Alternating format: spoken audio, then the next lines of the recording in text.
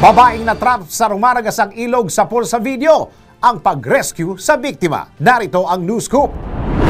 Nasagip ng mga residente ang isang babaeng natutulog sa ilalim ng tulay matapos abutan ng pagragasan ng Lidapas River sa Toril, Davao City dulot ng malakas na ulan. Sa kuha ng mga residente sa lugar, dahan-dahang lumapit ang dalawang lalaking ito sa gilid ng ilog habang hawak ang isang lubid. Nagawa namang abutin ng babae ang binatong lubid at walang paligoy-ligoy na itinali ang sarili sa lubid para hilahin ng mga residente.